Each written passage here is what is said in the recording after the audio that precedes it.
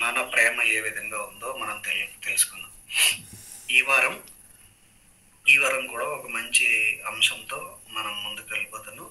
ప్రియులారా, వాక్యం ప్రారంభిస్తుండగా మీ అందరు కూడా మనసు పెట్టి దేవుని వాక్యాన్ని అర్థం చేసుకోవాల్సిందిగా మనం చేస్తున్నాను. వాక్యంలోకి వెళ్ళిపోదాం. ఆ, మీలో చదువుకున్న వారు ఉన్నారు, లేకపోతే కొద్దిగా జ్ఞానం తెలిసిన వారు ఉన్నారు. కాబట్టి నేను ఒక ప్రశ్నతో వాక్యంలోకి ముందుకు వెళ్ళాలని ఆశపడుతున్నాను. ప్రియులారా, చూసుకుంటే ఈ ప్రపంచంలో ధనవంతుడు ఎవరు, లేకపోతే ప్రపంచంలో నెంబర్ 1 ధనవంతుడు అంటే ఎలాన్ మస్క్ అని, లేకపోతే జెఫ్ బెజోస్ అని మనకి అర్థమవుతుంది. అదే మన మన భారతదేశానికి వస్తే అంబానీ అని, ఇలా ప్రపంచంలో కానీ మన దేశంలో కానీ ధనవంతులు ఉన్నారు. ఒకసారి వాళ్ళ జీవితాన్ని చూస్తే మనం ఏమనుకుంటామంటే వాళ్ళు చాలా అదృష్టవంతులు, లేకపోతే వాళ్ళు చాలా భాగ్యవంతులు అనుకుంటాం. ఎందుకంటే కావాల్సినంత డబ్బు ఉంది, కావాల్సినంత పేరుంది. ఒక విధంగా చూసుకుంటే ఆ ఎలాన్ మస్క్ అని, లేకపోతే జెఫ్ బెజోస్ అని, లేకపోతే యాపిల్ కంపెనీ ఆ కంపెనీ ఓనర్ కానీ, లేకపోతే వీళ్ళందరూ జీవితాలు చూసుకుంటే వీళ్ళందరూ చాలా ధనవంతులండి. ఎంత ధనవంతులు అంటే మన భారతదేశాన్ని ఎకానమీ 4 ట్రిలియన్లు, 4వ పెద్ద దేశం మంది ఆర్థికంగా. అలాంటి భారతదేశాన్ని కొనేయగలరు, ఎందుకంటే వాళ్ళ దగ్గర ఆ కంపెనీ వాల్యూస్ అంత ఉంటాయి అన్నమాట. సో వీళ్ళ జీవితాలు మనం చూసుకున్నప్పుడు వాళ్ళకి ఏం తక్కువ? నిజమే కదా, వాళ్ళు అనుకున్నదంతా చేయగలరు. వాళ్ళ దేశాన్ని కొనగలరు అంటే కొనగలరు. వాళ్ళు డబ్బుతో ఏమైనా సాధించగలరు. మనం ఒక విధంగా ఆలోచన చేస్తే ఏమనుకుంటామంటే వాళ్ళు చాలా అదృష్టవంతులు, లేకపోతే వాళ్ళేంటి గొప్పోళ్ళు అని మనము కన్సిడర్ చేస్తాం, మనం అనుకుంటాం. అలానే ఒక హీరోని చూసినప్పుడు కానీ, లేకపోతే ఒక సెలబ్రిటీని చూసినప్పుడు కానీ, లేకపోతే చాలా మందిని మనం చూస్తున్నప్పుడు మనము ఏమనుకుంటామంటే, లేకపోతే ఒక రాజకీయ నాయకుడిని, ఒక సీఎం, లేకపోతే ఒక పిఎం, ఒక ఎంపీ, ఒక ఎమ్మెల్యేని చూసుకున్నప్పుడు వాళ్ళకేంటి, వాళ్ళకి పదవి ఉంది, లేకపోతే వాళ్ళకేంటి ఆయన పెద్ద హీరో, లేకపోతే వాళ్ళకేంటి ఆయన పెద్ద సెలబ్రిటీ, లేకపోతే పెద్ద క్రికెటర్, లేకపోతే పెద్ద వాళ్ళకేంటి వాళ్ళ జీవితంలో ఏదైనా సాధించగలరు. కరెక్టే, వాళ్ళ జీవితంలో ఏదైనా సాధించగలరు. ఇంకో మాట ముందుకెళ్తే వాళ్ళు ఏమైనా కొనగలరు, వాళ్ళకి నచ్చినట్టు బతకగలరు. ఈరోజు వీళ్ళు ఎంతమంది మీకు నచ్చినట్టు బతుకుతున్నారంటే కుటుంబం కోసమో, లేకపోతే పిల్లల కోసమో, లేకపోతే తల్లిదండ్రుల కోసమో, లేకపోతే భవిష్యత్తు కోసమో మనకున్న ఆశలు కూడా చెప్పుకొని మనం ముందుకెళ్తూ ఉంటాం. ఎందుకు? మనం మధ్య తరగతి వారం, లేకపోతే దిగువ మధ్య తరగతి వారం. కానీ వాళ్ళ జీవితాలు చూసినప్పుడు వాళ్ళకి నచ్చింది చేయగలరు. వాళ్ళు ఏది కావాలంటే అది కొనగలరు, ఏది కావాలంటే తినగలరు, ఎక్కడికి కావాలంటే అక్కడికి వెళ్ళగలరు. మనం ఆలోచించాలేమో, చిటికలో వాళ్ళు వెళ్ళిపోతారు. అలాంటివన్నీ చూసినప్పుడు కరెక్టే, వీళ్ళు చాలా అదృష్టవంతులు, చాలా భాగ్యవంతులు అనుకుంటాం. ఇంకా మనం ఆలోచన చేస్తే మన చుట్టుపక్కల కూడా మనం చూస్తున్నప్పుడు నేను చాలాసార్లు అనుకున్నాను, నా పైన ఉన్న వారిని చూసినప్పుడు కానీ, లేకపోతే నేను ఆఫీస్లో కొంతమంది చూసినప్పుడు వీళ్ళకేంటబ్బా, వీళ్ళు ఏమైనా చేయగలరు అని అనుకున్నాం. వీళ్ళు ఏమైనా కొనగలరు, వీళ్ళకేంటి అని అనుకున్నాం. మనం కూడా చుట్టుపక్కల మన కొంతమంది చూస్తున్నప్పుడు వాళ్ళకేంటబ్బా అనుకుంటాం. సో అలాంటి వాళ్ళందరినీ చూస్తున్నప్పుడు మనకు వచ్చే ఆలోచన వాళ్ళు చాలా అదృష్టవంతులు, వాళ్ళు చాలా భాగ్యవంతులు, లేకపోతే వాళ్ళు ఏమైనా చేయగలరు. అలాగే మనం కొంతమంది పాస్టర్స్ చూసినప్పుడు కూడా పెద్ద పెద్ద కార్లలో తిరుగుతుంటారు, లేకపోతే పెద్ద పెద్ద మందిరాలు ఉంటాయి. మనం ఏమనుకుంటామంటే వాళ్ళకేంటబ్బా, వాళ్ళ మందిరాల్లో ఏమైనా చేయగలరు, లేకపోతే ఎంత పెద్ద సభలైనా పెట్టగలరు, లేకపోతే చాలా ఆలోచనలు ఇలాంటివి చూసినప్పుడు పదే పదే మనకి ఏమనిపిస్తుంది అంటే వాళ్ళు అదృష్టవంతులు, వాళ్ళు చాలా అదృష్టవంతులు, లేకపోతే వాళ్ళు చాలా ధన్యులు, ఇలా మనకు చాలాసార్లు అనిపిస్తుంది. అయితే ఈ లోకపరంగా ఆలోచిస్తే నిజంగానే వాళ్ళ ధన్యులు, వాళ్ళ అదృష్టవంతులు, వాళ్ళ భాగ్యవంతులు. కానీ దేవునికి ఇంకో థియరీ ఉంది, లేకపోతే దేవునికి ఇంకో ఆలోచన ఉంది. ఏంటంటే లోకంలో వాళ్ళ అదృష్టవంతులు, ధన్యులు. కానీ దేవుడు ఏం చెప్తున్నాడు, లేకపోతే బైబిల్ ఏం చెప్తుంది, ఎవరు నిజంగా ధన్యులు? నిజంగా ఈ ప్రపంచంలో ఉన్న ధనవంతులు ధన్యుల, లేకపోతే ఈ ప్రపంచంలో ఉన్న సెలబ్రిటీలు ధన్యుల, లేకపోతే ఈ ప్రపంచంలో ఉన్న గొప్పవారు ధన్యుల, హీరోస్ ధన్యుల, లేకపోతే మన చుట్టూ ఎదుగుతున్న వారు ధన్యుల? అసలు ఎవరు నిజమైన ధన్యులు? నిజంగా ఎవరు భాగ్యవంతులు, ఎవరు గొప్పవారు అంటే దేవుడు ఇంకో విధంగా చెప్తున్నాడు. మన కళ్ళ ముందు మనం అనుకున్నది, మనం రోజు అనుకున్నది మనకు తెలుసు. వాళ్ళకేంటంటే వాళ్ళు చాలా గొప్పవారు, అది ఏమైనా చేయగలరు, ఎస్ ఫైన్. కానీ దేవుడు ఏం చెప్తున్నాడు? అసలు మనము చూసే గొప్పతనం ఎలా చూస్తున్నాం, దేవుడు ఎలా ధన్యుడు అని సెలెక్ట్ చేస్తాడు అనేది ఒకసారి మనం ఆలోచన చేయాలి. మరి బైబిల్ ఏం చెప్తుంది? ఎవరు ధన్యులు అన్నప్పుడు బైబిల్ ఏం చెప్తుంది? మొట్టమొదటిగా నేను కొద్దిసేపు దేవుని వాక్యాన్ని అందిస్తాను కాబట్టి సో మీరు జాగ్రత్తగా అర్థం చేసుకోండి. మొట్టమొదటిగా కీర్తనలు 33వ అధ్యాయం 12వ వచనం. 33వ కీర్తన 12వ వచనం. 33వ కీర్తన 12వ వచనం చదువుతాను. యెహోవా తమకు దేవుడుగా గల జనులు ధన్యులు, ఆయన తనకు స్వాస్థ్యముగా ఏర్పరచుకున్న జనులు ధన్యులు. మొట్టమొదటిగా దేవుడు ఏం చెప్తున్నాడు, లేకపోతే బైబిల్ ఏం చెప్తుంది? ధన్యులు ఎవరు? ధన్యులు అంటే యెహోవా తమకు దేవుడుగా గల జనులు ధన్యులు అనగా ఎవరైతే దేవుని కలిగి ఉంటారో వారు ధన్యులు అని బైబిల్ చెప్తుంది. ఇప్పటి వరకు మన జీవితంలో మనం ఒకటే ఆలోచించాం, ఎవరైతే బాగా బ్రతుకుతారో, లేకపోతే ఎవరైతే గొప్పగా జీవిస్తారో, లేకపోతే ఎవరైతే బాగా సంపాదిస్తారో, లేకపోతే ఎవరైతే పెద్ద పెద్ద పొజిషన్స్లో ఉంటారో, లేకపోతే ఎవరైతే హీరోస్ ఉంటారో, లేకపోతే అనుకున్న చేసే వాళ్ళు మనం చాలాసార్లు అనుకుంటాం వాళ్ళకి ఏంటి, వాళ్ళు ఏమనుకుంటా చేస్తారు. మన దృష్టిలో వాళ్ళు ధన్యులు, వాళ్ళు యాక్చువల్గా ధన్యులు. కానీ బైబిల్ ఏం చెప్తుంది తెలుసా? యెహోవా తమకు దేవుడుగా గల జనులు ధన్యులు అనగా ఎవరైతే దేవుణ్ణి కలిగి ఉంటారో వారు ధన్యులు. చూసారా బైబిల్ ఎలా చెప్తుంది? మనం ఎలా ఆలోచిస్తున్నాం, దేవుని ఆలోచన ఎలా ఉంది, మన ఆలోచన ఎలా ఉంది, ఒకసారి మీరు జాగ్రత్తగా అబ్జర్వ్ చేయాలి. నేను ఇంకా వాక్యంలో ముందుకెళ్తాను కాబట్టి జాగ్రత్తగా మనసు పెట్టండి. దేవుడి ఆలోచన ఎలా ఉందంటే ఎవరైతే, లేకపోతే బైబిల్ ఆలోచన ఎలా ఉందంటే ఎవరైతే దేవుణ్ణి కలిగి ఉంటారో, యెహోవా తమకు దేవుడుగా గల జనులు ధన్యులు, వాళ్ళు ధన్యులు అంటున్నాడు. బైబిల్ చెప్తుంది దేవుని యొక్క ఆలోచన. మనిషి యొక్క ఆలోచన ఎలా ఉందంటే ఈ లోకంలో బాగా బ్రతికేవారు, ఈ లోకంలో బాగా సంపాదించుకున్నవారు, లేకపోతే ఈ లోకంలో మంచి స్థానంలో ఉన్నవారు, లేకపోతే ఈ లోకంలో ఉన్నతమైన స్థితిలో ఉన్నవారు ధన్యులు అని మనం అనుకుంటాం. కానీ బైబిల్ ఏం చెప్తుంది? యెహోవా తమకు దేవుడుగా గల జనులు అనగా ఎవరైతే దేవుణ్ణి కలిగి ఉంటారో వారు ధన్యులు అని చెప్తుంది బైబిల్. చూద్దాం ఇంకా మనం ముందుకెళ్దాం. దీనికి మీకు అర్థం కావాలి అంటే దేవుణ్ణి కలిగి ఉండడము అసలు అంటే ఏంటి, దేవుణ్ణి కలిగి ఉండడం అంటే ఏంటి ఒకసారి మనము తెలుసుకుందాం. కొన్ని ఉదాహరణలు మనకు బాగా తెలిసిన ఉదాహరణలు కాబట్టి మీరు జాగ్రత్తగా వినండి, నేను చదువుతాను. బైబిల్లో కొత్త నిబంధన గ్రంథంలో యేసుక్రీస్తు ప్రభు వారు సంచరిస్తున్న దినముల్లో ఒక యవ్వనస్తుడు, ఒక ఛాలెంజింగ్ యంగ్ పర్సన్, ఒక అతని జీవితం ఒక సవాలు విసిరే లాంటి జీవితం. అలాంటి యవనస్తుడు ప్రభు యేసుక్రీస్తు వారి దగ్గరికి వచ్చి ఒక ప్రశ్న వేశాడు. ఆ ప్రశ్నని మార్కు సువార్తలో ఉంటది, మత్తయి సువార్తలో ఉంటది, లోక సువార్తలో కూడా ఉంటది. సో 3 సువార్తల్లో కూడా ఒకటే ప్రశ్న. దాని తర్వాత కంక్లూజన్ అంటే సారాంశం కూడా యేసుక్రీస్తు ప్రభు వారు ఒకటే చెప్తారు. కొంచెం ఆ పైన ప్రశ్న అటు ఇటుగా మారొచ్చు 3 సువార్తలో, కానీ సారాంశం మాత్రం చాలా క్లియర్గా ఒకే సారాంశం ఉంటుంది మూడు పత్రికల్లో కూడా. చూద్దాం. మార్కు సువార్త 10వ అధ్యాయం, మార్కు సువార్త 10వ అధ్యాయం 17 నుంచి 22 వచనాలు. 10వ అధ్యాయం 17 నుంచి 22 వచనాలు నేను జాగ్రత్తగా చదువుతాను, మీరు వినండి. ఆయన బయలుదేరి మార్గమున పోవుచుండగా ఒకడు పరిగెత్తుకుని వచ్చి ఆయన ఎదుట మోకాలుని, సద్బోధకుడా, నిత్య జీవమునకు వారసునగుటకు నేనేమి చేయదునని ఆయన అడిగాను. యేసు, నన్ను సత్పురుషుడని ఎలా చెప్పుచున్నావు? దేవుడు ఒక్కడే గాని మరి ఎవడు సత్పురుషుడు కాడు. నరహత్య చేయవద్దు, వ్యభిచరింపవద్దు, దొంగలింపవద్దు, అబద్ధ సాక్ష్యం పలకవద్దు, మోసపరచవద్దు, నీ తల్లిదండ్రులను సన్మానింపుము అనే ఆజ్ఞలు నీకు తెలియను కదా అని అతనితో చెప్పాను. అందుకు అతడు, బోధకుడా, బాల్యము నుండి ఇవన్నీ అనుసరించుచునే ఇంటిని అని చెప్పాను. యేసు అతను చూచి అతన్ని ప్రేమించి, నీకు ఒకటి కొదువుగా ఉన్నది, నీవు వెళ్ళి కలిగి ఉన్నవన్నీ అమ్మి బేదలకిమ్ము, పరలోకమందు నీకు ధనము కలుగును, నీవు వచ్చి నన్ను వెంబడించమని చెప్పాను. అతడు మిగులు ఆస్తి గలవాడు గనుక ఆ మాటకు ముఖము చిన్నబుచ్చుకొని దుఃఖపడుచు వెళ్ళిపోయాను. ఇది ఇక్కడ జరిగిన సందర్భం మీ అందరికీ బాగా తెలుసు. ఒక యవనస్తుడు వచ్చాడు,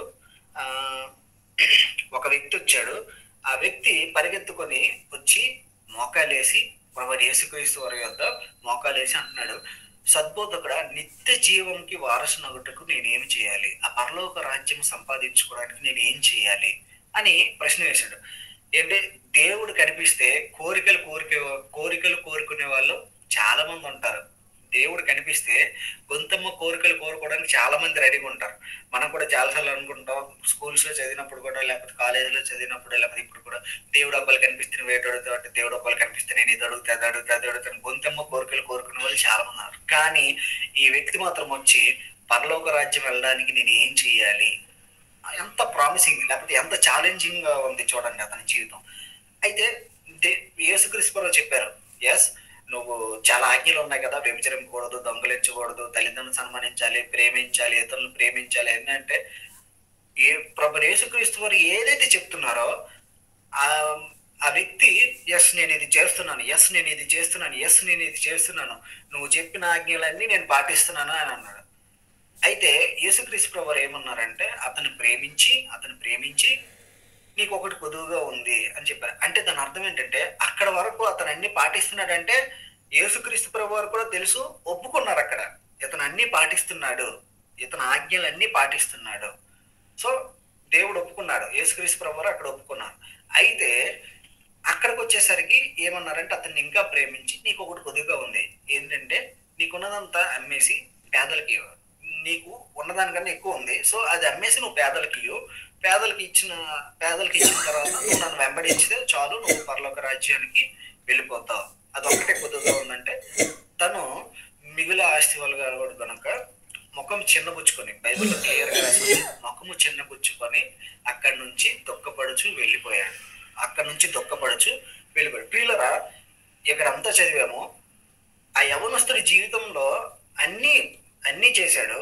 కానీ ఏదైతే ప్రభు యేసుక్రీస్తు వారు చెప్పారో అది చేయలేక అక్కడి నుంచి వెళ్ళిపోయాడు. అంటే దేవుని కలిగి ఉండే అవకాశం వచ్చింది, ఆ అవకాశాన్ని చేజేతులారా చేజార్చుకొని వెళ్ళిపోయాడు. మిగులు ఆశీర్వాదాలు కనుక దొక్కపడి ముఖం చిన్నం చేసుకొని వెళ్ళిపోయాడు. ఏంటి, ఇన్ని పాటించాడు, విచరించలేదు, దొంగతనం చేయలేదు, ఇతరులు ప్రేమించాడు, తల్లిదండ్రులు సన్మానించాడు, ఎన్ని ఆజ్ఞలు ఉన్నాయి అన్ని పాటించాడు. అన్ని పాటించిన వ్యక్తి యేసుక్రీస్తు ప్రభు వారే దానికి సాక్ష్యం. ఎందుకంటే ఆయన అన్ని ఒప్పుకున్నాడు కాబట్టి ఒకటే కొదువుగా ఉందని చెప్పాడు. లేదు నువ్వు ఇచ్చేస్తున్నావు అని చెప్పొచ్చు, కానీ ఆయన ఏం చెప్పలేదు, ఒకటే కొదువుగా ఉంది అంటే అవన్నీ పాటించాడు. అన్ని పాటించినప్పుడు కూడా దేవుణ్ణి కలిగి ఉండలేకపోయాడు. అతని ఆలోచన విధానం మంచిదే, ఏంటి అతను నడిచే తీరు మంచిదే, అతను అడిగిన ప్రశ్నలు గొప్పవి, లేకపోతే ప్రభు యేసుక్రీస్తు వారు ఆయనకు సూచించిన విషయాలు చూసుకుంటే దాన్ని బట్టి మనకు అర్థమవుతుంది, ఇవన్నీ గొప్పవే. కానీ ఒక్క విషయంలో ఈ లోకంతో రాజీ పడి దేవుణ్ణి కలిగి ఉండే మంచి అవకాశాన్ని కోల్పోయాడు. పిల్లరా, ఈరోజు ఈ యవనస్తుల జీవితం మనకి ఛాలెంజ్ చేస్తుంది. మనకి ఒక విధంగా చూసుకుంటే మనకి సవాల్ విసురుతుంది. ఏంటి, ఇన్ని చేసినప్పుడు కూడా దేవుని కలిగి ఉండలేకపోయాడు. ఈరోజు మనము దేవుని ఆజ్ఞల్లో ఎన్నో ఆజ్ఞలు మిస్ చేస్తుంటాం. మరి అలాంటప్పుడు మనం దేవుని కలిగి ఉంటామా? ఒకసారి ఆలోచన చేయాలి. ఏంటి, దేవుని కలిగి ఉండడం అంటే నేను దేవుని నమ్ముకున్నాను అని చెప్పడం మాత్రమే కాదు. నిజంగా నువ్వు దేవుని నమ్ముకుంటే దేవుని కలిగి ఉండాలి. దేవుని కలిగి ఉండడం అంటే యవనస్తులు ఇన్ని చేసినప్పుడు కూడా దేవుని కలిగి ఉండలేదే. మరి ఎన్ని ఆజ్ఞలు, దేవుడు పెట్టిన ఎన్ని ఆజ్ఞలు మనం ఎన్నో మిస్ అయిపోతుంటాం, ఎన్నో తప్పిపోతుంటాం, ఎన్నో దారి తప్పి తిరుగుతుంటాం. మరి మనం ఎలా దేవుని కలిగి ఉంటాం? ఒకసారి ఆలోచించి, మరి మనం ఎలా దేవుని కలిగి ఉంటాం? ఒకసారి ఆలోచన చేయాలి. నిజంగా దేవుని కలిగి ఉన్నామా? అయితే నిజంగా దేవుని కలిగి ఉండడం అంటే ఏంటి? అది కూడా చూద్దాం. ఇంకా వాక్యంలో ముందుకు వెళ్ళిపోతాం. అదే మార్కు సువార్త, ఇది కూడా మనకు బాగా తెలిసిన విషయమే. అదే మార్కు సువార్త 12వ అధ్యాయం 41వ వచనం నుంచి 44వ వచనాలు చూసుకుంటే, నేను చదువుతాను, మీరు జాగ్రత్తగా వినండి. 41వ వచనం నుంచి 44వ వచనాలు చూసుకుంటే, ఆయన కానుక పెట్టె ఎదుట కూర్చుండి జనసమూహం ఆ కానుక పెట్టెలో డబ్బులు వేయట చూచుచుండెను. ధనవంతులైన వారు అనేకులు అందులో విశేషంగా సొమ్ము వేయిచుండేది. ఒక బేద విధవరాలు వచ్చి 2 కాసులు వేయగా ఆయన తన శిష్యులు పిలిచి, కానుక పెట్టెలో డబ్బులు వేసిన వారందరికంటే ఈ బేద విధవరాలు ఎక్కువ వేసినని మీతో నిశ్చయంగా చెప్పుచున్నానన్నాను. వారందరూ తమ కలిగిన సమృద్ధిలో నుండి వేసిరు గాని ఈమె తన లేమిలో తనకు కలిగినదంతయు అనగా తన జీవనం అంతయు వేసనని చెప్పాను. ప్రియులారా, ఇక్కడ సందర్భం జరుగుతుంది. ఏంటి సందర్భం మనకు బాగా తెలుసు. ఒక దగ్గరికి వెళ్ళారు. అక్కడ మొత్తం అంతా ప్రేయర్ అంతా అయిపోయింది. కానుకలు వేస్తున్నారు. కానుకలు వేస్తున్నప్పుడు అందరూ కానుకలు వేశారు. ఏంటి, మనం కూడా కానుకలు వేస్తాం. అందరూ కానుకలు వేశారు. ఒక పేద విధవరాలు వచ్చింది. తను కూడా కానుక వేసింది. ఆ పేద విధవరాలు కూడా కానుక వేసింది. తను ఎంత వేసింది? 2 కాసులు వేసింది. అయితే యేసుక్రీస్తు ప్రభువు అక్కడ ఉన్న శిష్యులకు చెప్తున్నారు, అందరూ వచ్చారు, అందరూ కానుక పెట్టెలో డబ్బులు వేశారు, వెళ్ళని కూడా. కానీ వీళ్ళందరికంటే ఆ భేద విధవరాలు కానుక నాకు బాగా ఇష్టమైంది. లేకపోతే ఆ భేద విధవరాలు కానుక నేను కన్సిడర్ చేస్తున్నాను, నేను చూస్తున్నాను, అది నాకు బాగా ఇష్టమైంది. కారణం ఏంటంటే వీళ్ళందరూ వాళ్ళకున్న దాంట్లో మిగిలి వేశారు. కానీ ఆ భేద విధవరాలు తనకి తన జీవనము, తనకున్నదంతా 2 కాసులే, ఆ జీవనం అంతా తెచ్చి వేసేసింది. ప్రియులరా, నిజంగా ఈవిడి జీవితం కూడా మనకు సవాలు విసురుతుంది. చాలా మంది అనుకోవచ్చు, నేను దేవుని కోసం అది చేశాను, లేకపోతే దేవుని కోసం ఇది చేశాను, లేకపోతే దేవునికి అంత ఇస్తున్నాను, దేవునికి ఎంత ఇస్తున్నాను, లేకపోతే దేవుడికి ఎంత చేశానని. ఒక విధంగా చెప్పాలంటే మనం ఏం చేసినా మనకు నష్టం కలగకుండా ఏదైతే ఉంటుందో అదే మనం చేస్తాం. అవునా కదా? నిజంగా మీరు మనసు మీద చేసుకుని చెప్పండి. ఎందుకంటే కొంచెం ఇది కాంప్లికేటెడ్ టాపిక్ ఈ మాట మాట్లాడడం. సో అందుకే మిమ్మల్ని మీరే ప్రశ్న చేసుకోండి. మనం దేవుని కోసం ఏం చేసినా మనం కొంత ఇది దేవునికి అని చెప్పి, మిగతా మనకి అని చెప్పి, ఆ దేవుని ఉన్న దాంట్లోనే మనం ఖర్చు పెడతాం. అవునా కాదు? కానీ ఏంటి, ఉద్యోగస్తుడైనా అంతే, పని చేసుకున్నవాడే, ఎవరైనా అంతే, వాళ్ళు నష్టపోయి దేవునికి అయితే ఖర్చు పెట్టారు. కానీ ఈ పేద విధవరాలు ఇక్కడ ఏం చేసిందంటే తన జీవనమే 2 కాసులు, ఆ 2 కాసులు కూడా తెచ్చి దేవునికి ఇచ్చేసింది. దేవుడు అంటున్నాడు, వీళ్ళందరికంటే విలువైనది, వీళ్ళందరికంటే గొప్పది ఆ పేద విధవరాలు వేసిన ఆ 2 కాసులు కానుక అని. ఎందుకంటే వాళ్ళందరూ మిగిలించుకునేశారు. బట్ ఈ పేద విధవరాలు మాత్రం తనకు కలిగినదంతా తెచ్చిపెట్టేసింది. సో ఇది విలువైనది. అంటే నిజంగా దేవుని కలిగి ఉంటే ఇలాంటి మనసు ఉంటుంది. ఏంటి, ఆ భేద విధవరాలు అనుకోవచ్చు, నాకు 2 కాసులే ఉన్నాయి. ఈ 2 కాసులు అయిపోయిన తర్వాత మళ్ళీ నా పరిస్థితి ఏమవుతుంది అని ఆలోచన చేయొచ్చు. కానీ ఆ భేద విధవరాలు మనలాగా ఎక్కువ ఆలోచన చేయలే, లేకపోతే ఎక్కువ ఆలోచించలేదు. ఇంకా చెప్పుకుంటే ప్రియులరా, ఆ భేద విధవరాలకి అంత ఆలోచన లేదు, అంతగా బుర్ర స్ట్రెస్ తీసుకోలేదు. ఒకటే, భేద విధవరాలు ఏం చేసిందంటే తన దగ్గర ఎంత ఉందో అదంతా తెచ్చి, తన జీవనం అంతా తెచ్చి దేవుని పాదాలు అంటే కానుక దగ్గర పెట్టేసింది, దేవుని పాదాల చెంత పెట్టేసింది. ఒకటే నేను చాలా దీనికోసం అంటే మనకి ఒక విధంగా ఆలోచన చేసుకుంటే ఇది అర్థమవుద్ది. కానీ ఈరోజు మన టాపిక్ లో నిజంగా ఇలా ఆలోచన చేయొచ్చా అన్నప్పుడు, నేను చాలా వాటి చదివినప్పుడు ఒకటే ఆన్సర్ వచ్చింది. ఏంటంటే దేవుణ్ణి కలిగి ఉన్నవాడు మాత్రమే అలా చేయగలడు. ప్రియులారా, దేవుని కలిగి ఉండడానికి, దేవుని కలిగి ఉండకపోవడానికి వ్యత్యాసం మీరు చూడొచ్చు. అతను అన్ని ఆజ్ఞలు ఫాలో అవుతున్నాడు. ఒకటి చెప్పాడు యేసుక్రీస్తు ప్రభువారు, ఆ ఒకటి చేయలేకపోయాడు. కానీ ఈవిడ అన్ని ఆజ్ఞలు ఫాలో అవుతుందో లేదో తెలియదు, కానీ తనకి ఏదైతే ఉందో అదంతా దేవుని దగ్గర పెట్టేసింది. అంటే తన జీవనమే దేవుని దగ్గర పెట్టేసింది. దేవుడు యేసుక్రీస్తు ప్రభువారు ఆ సందర్భంలో అది అంగీకరించారు. అంటే నిజంగా దేవుని కలిగి ఉండడం అంటే ఏంటో తెలుసా? ఎలా ఉండాలి అంటే, ఒక భక్తుడు నేను ఇక్కడ మంచి మాట రాసుకున్నాను. ఒక భక్తుడు ఒక మంచి మాట చెప్పాడండి. Having God equals to having everything. దాని తెలుగులో చూసుకుంటే, దేవుడు ఉంటే అన్నీ ఉన్నట్టే. చాలా మంచి మాట. నాకు తెలిసి భేద విధవరాలు అక్కడ అదే ఫాలో అయినట్టుంది. దేవుడు ఉంటే అన్నీ ఉన్నట్టే. Having God equals to having everything. అన్నీ ఉన్నట్టే. దేవుడు మనతో ఉంటే అన్నీ ఉన్నట్టే. నిజంగా దేవుని కలిగి ఉండడం అంటే వీళ్ళారా ఈ విధంగా ఉంటారు. ఏంటి, మనము దేవుని నమ్ముకున్నంత మాత్రాన దేవుని కలిగి ఉన్నామా అని ఒకసారి ఆలోచన చేయాలి. ఎస్, దేవుని నమ్ముకున్నాం, ఎస్ ప్రార్థన చేస్తున్నాం, ఎస్. ఆ యవనస్తుడు కూడా అదే చెప్తున్నాడు కదా, నీ ప్రభు నేను ప్రార్థన చేస్తున్నాను, నేను దొంగతనం చేయడం, నేను ఆజ్ఞలన్నీ పాటిస్తున్నాను, నేను నువ్వు చెప్పినవన్నీ చేస్తున్నాను.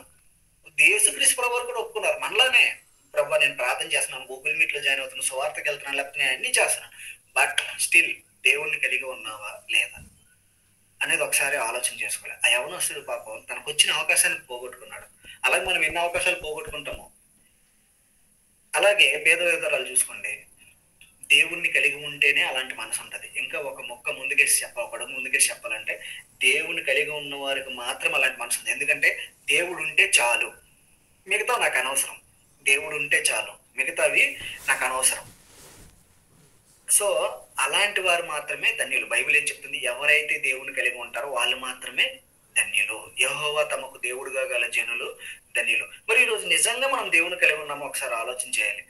బాప్టిజం తీసుకోవచ్చు, ప్రార్థనలు చేయొచ్చు. మరలా నేను చెప్తున్నాను, మరలా మీకు నేను గుర్తు చేస్తున్నాను, మనం ఎంత భక్తిగానే ఉండొచ్చు, కానీ మన భక్తి ఎలా ఉండాలంటే దేవుణ్ణి మనం కలిగి ఉండేటట్టు ఉండాలి. అంతేగాని మనకి చాయిస్లు ఉండకూడదు.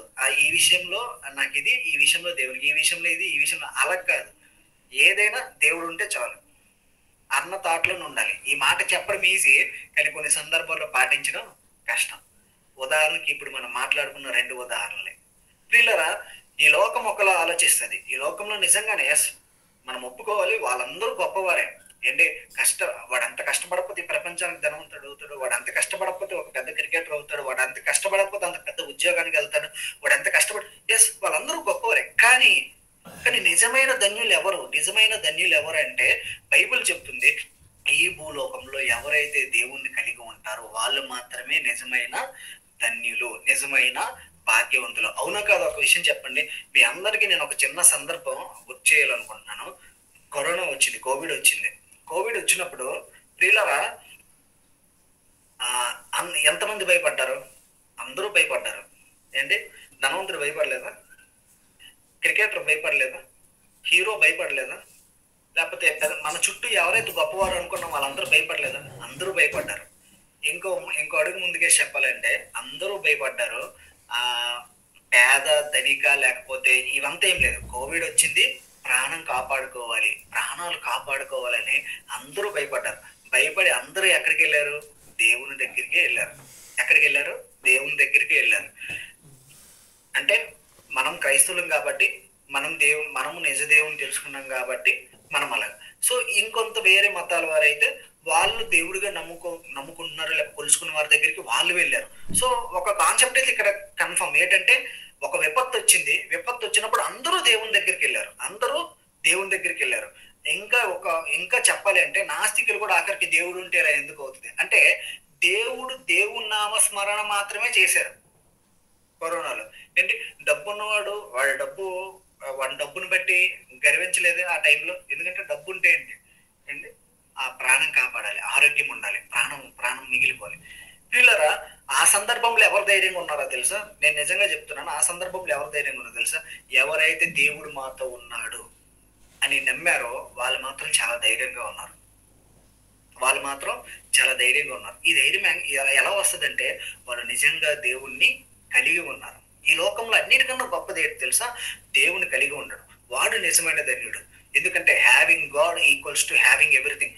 దేవుడు ఉంటే అన్నీ ఉన్నట్టే. దేవుడు ఉన్న దగ్గర ఆనందం ఉంటుంది, దేవుడు ఉన్న దగ్గర ఆరోగ్యం ఉంటుంది, దేవుడు ఉన్న దగ్గర సంతోషం ఉంటుంది, దేవుడు ఉన్న దగ్గర సమాధానం ఉంటుంది, దేవుడు ఉన్న దగ్గర పరిశుద్ధత ఉంటుంది, దేవుడు ఉన్న దగ్గర అన్నీ ఉంటాయి. అందుకే అంటున్నాడు భక్తుడు, having God equals to having everything.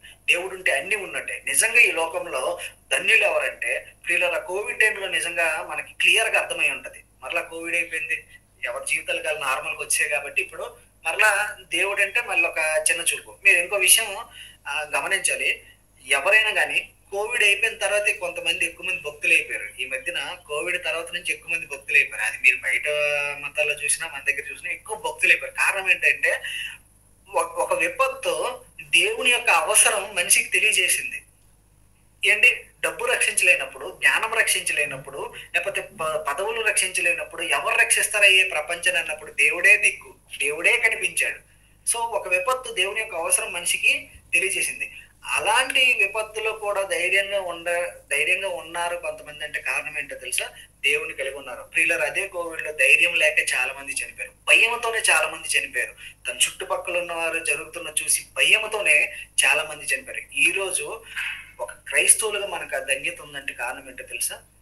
దేవుడు ఒకటే, నా దేవుడు నాతో ఉన్నాడు, నా ప్రభువు నాతో ఉన్నాడు. సో నేను దేనికి భయపడను, దేవుడు నాతో ఉంటే చాలు అని ఒక ధైర్యం మనకి ఉంది. ప్రియులారా, ఈ రోజు ఆ ధైర్యం లేక చాలా మంది ఇబ్బంది పడుతున్నారు. నిజంగా చెప్తున్నాను, ఈ లోకంలో ధన్యులు ఎవరు అంటే బైబిల్ చెప్తుంది, యెహోవా తమకు దేవుడిగా గల జనులు. అంటే ఎవరైతే దేవుణ్ణి కలిగి ఉంటారో వాళ్ళు మాత్రమే ధన్యులు. మన కళ్ళ ముందు లోకంలో మనం చాలా మంది చాలాసార్లు అనుకోవచ్చు వాడి ధన్యుడు వీడి ధన్యుడు, కానీ వాళ్ళు కాదు. ఎవరైతే దేవుని కలిగి ఉంటారో వాళ్ళు మాత్రమే ధన్యులు. మరలా చూద్దాం ఇంకా ఎవరు ధన్యులు. నేను ఈ ఒక్క చిన్న వాక్యాన్ని చెప్పి నేను ముగించేస్తాను, ఎక్కువ సమయం కూడా తీసుకున్నాను. రెండవదిగా ఎవరు ధన్యులు అంటే 119వ కీర్తన. 119వ కీర్తన బైబిల్లో ఈ ధన్యతల కోసం చాలా దగ్గర చెప్పారు. బట్ మనకి అవసరమైన మాటలని నేను ఇవి చెప్తున్నాను. 119వ కీర్తన 2వ అధ్యాయం. ఆయన శాసనములను గైకొనుచు పూర్ణ హృదయముతో ఆయనను వెతుకువారు ధన్యులు. ఎవరైతే పూర్ణ హృదయంతో ఆయన వెతుకుతారో వారు ధన్యులు. మొదటగా ఎవరు ధన్యులు అంటే ఫస్ట్ అండ్ లాస్ట్ ఒకటే కాన్సెప్ట్, దేవుణ్ణి కలిగి ఉన్నవారు మాత్రమే ధన్యులు, అది క్లియర్. రెండవదిగా ఎవరు ధన్యులు అంటే పూర్ణ హృదయముతో దేవుణ్ణి వెతుకువారు ధన్యులు. ఎందుకు ఈ మాట చెప్తున్నానంటే ప్రియులారా, ప్రస్తుత ప్రపంచం పరిగెడుతూ ఉంది, పోటీ ప్రపంచం పరిగెడుతూ ఉంది. మీకు తెల్లారు లేచినప్పటి నుంచి రాత్రి పడుకున్న వరకు ఖాళీ లేక తీరిక లేక, అది చిన్నవాడైనా కావచ్చు, పెద్దవాడైనా కావచ్చు, పనివాడైనా కావచ్చు, ఉద్యోగస్తులు ఎవరైనా కావచ్చు, పోటీ ప్రపంచం పరిగెడుతున్నాం మనం ప్రపంచంలో. కానీ ఎలాంటి బిజీ స్కెడ్యూల్లో, ఎలాంటి బిజీ ప్రపంచంలో దేవుణ్ణి వెతికేవారు ఎంతమంది అని అడిగితే ఏళ్ళ మీద కూడా లెక్క పెట్టలేమేమో అన్న పరిస్థితులు ఉన్నాయి. మన చుట్టుపక్కల ఉన్న పరిస్థితులు అలా ఉన్నాయి. మరి మన చుట్టుపక్కల ఉన్న పరిస్థితులు అలా ఉన్నాయి. బైబిల్ చెప్తుంది ఎవరు ధన్యులు అంటే దేవుని వెతుకువారు ధన్యులు. ఎందుకు దేవుని వెతుకువారు ధన్యులు అంటే ప్రియులరా, కీర్తనలు, అదే కీర్తనలో 14వ అధ్యాయము 2-3 వచనాలు చూసుకుంటే, అదే కీర్తనలు 14వ అధ్యాయము 2-3 వచనాలు చూసుకుంటే అక్కడ కీర్తనకాడు మంచిగా చెప్తున్నాడు. వివేకము కలిగి దేవుని వెతుకువారు కలరేమో అని యెహోవా ఆకాశము నుండి చూచి నరులను పరిశీలించెను. వివేకము కలిగి దేవుని వెతుకువారు కలరేమో అని యెహోవా ఆకాశం నుండి చూచి నరులను పరిశీలించిన. అనగా దేవుడు పైనుంచి చూస్తున్నాడు, పరిశీలిస్తున్నాడు. ఎవరైనా వివేకము కలిగి నన్ను వెతుకుతున్నారో, లేకపోతే ఎవరైనా వివేకం కలిగి దేవుణ్ణి పరిశీలిస్తున్నాడేమో అని దేవుడు ఆకాశం నుంచి చూస్తున్నాడు. తండ్రి అయిన దేవుడు ఆకాశం నుంచి చూస్తున్నాడు. ప్రియులరా, ఆయన చూస్తున్నప్పుడు నిజంగా నువ్వు వెతికితే ప్రియులరా, నీవు ధన్యుడు, నువ్వు నిజంగానే ధన్యుడు. ఎందుకంటే ఆయన ప్రతి క్షణం చూస్తున్నాడు. నోవహు దినముల్లో చూశాడు, తర్వాత అప్పుడు చూసిన ఆయన ఎప్పటికీ చూస్తూనే ఉన్నాడు. ప్రతి క్షణము చూస్తున్నాడు. ఎవరైనా నన్ను వెతుకుతారేమో. దేవుని వెతకడం అంటే మళ్ళీ కాన్సెప్ట్ వేరే విధంగా వెళ్ళిపోద్ది. నేను క్లుప్తంగా ముగిస్తాను ఈ మాటని. దేవుని వెతకడం అంటే ఏంటి? ప్రార్థనకు వచ్చినంత మాత్రాన, మరలా చెప్తున్నాను, ప్రార్థనకు వచ్చినంత మాత్రాన, లేకపోతే ఇవన్నీ చేసినంత మాత్రాన దేవుని వెతికినట్టు కాదు. దానికోసం కూడా క్లియర్ గా రాస్తున్నారు. యెహెజ్కేలు గ్రంథం బైబిల్లో తీస్తే తెలుస్తుంది. యెహెజ్కేలు గ్రంథం 33-31 వచనంలో క్లియర్ గా ఉంటుంది. యెహెజ్కేలు గ్రంథం 33-31 వచనంలో అక్కడ ఏమని ఉంటదంటే, చదువుతాను.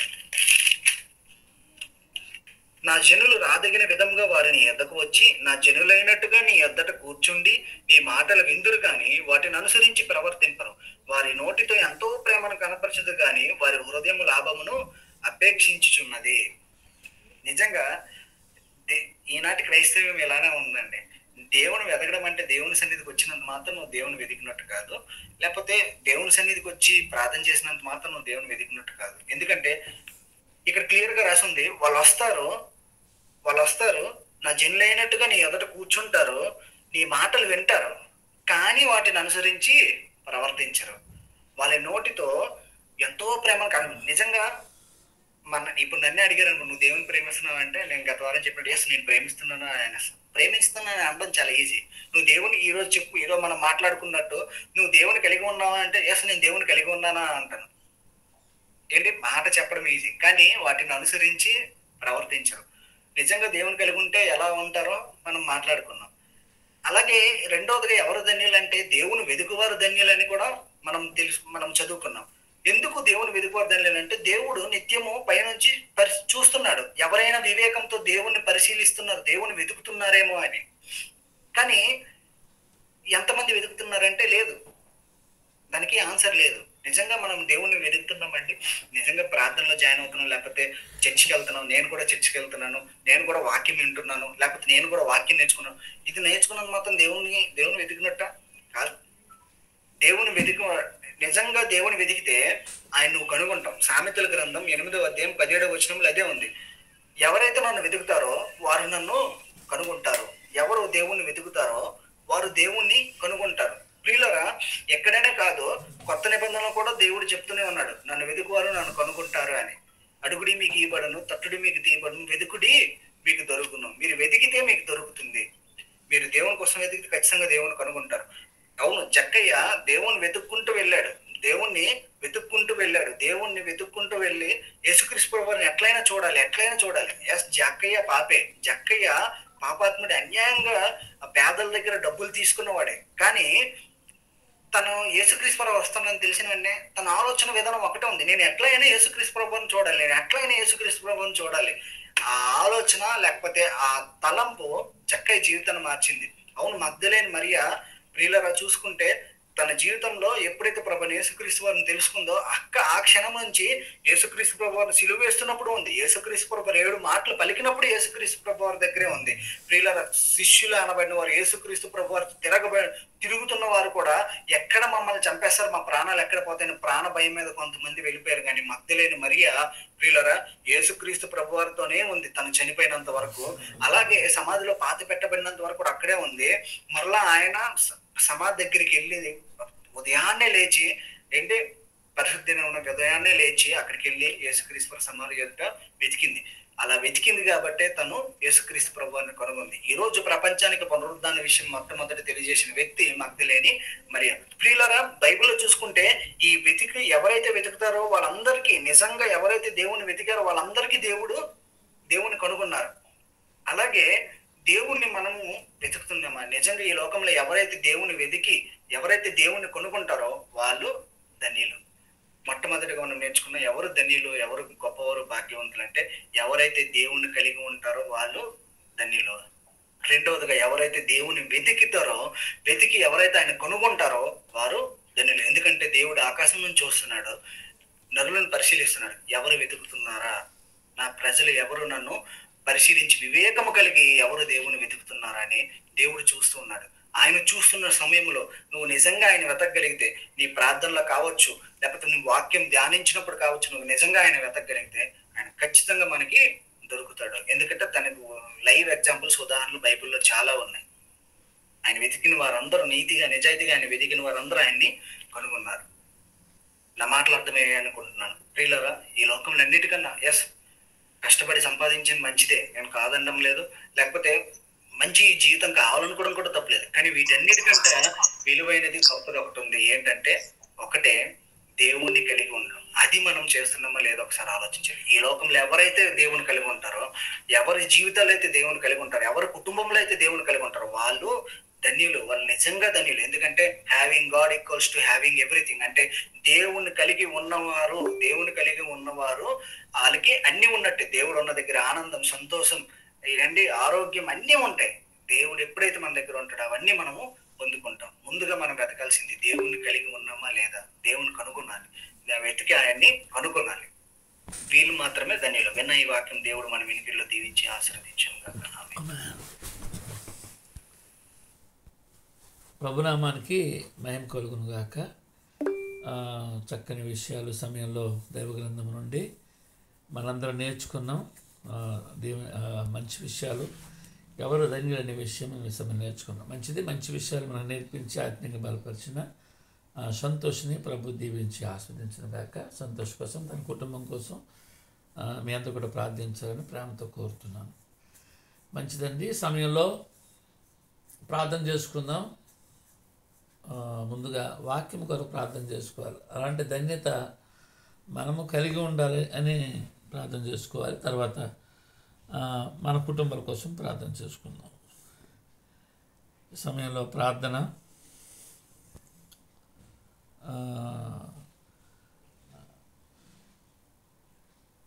గుస్సాని పద్మచెల్లి ప్రార్థన చేస్తుంది. ఆశీర్వాదం దైవ సేవకులు అందరికీ ఇస్తారు. ఈ కార్యక్రమం ముగించుకుందాం. ప్రార్థన చేసుకుందాం. మహా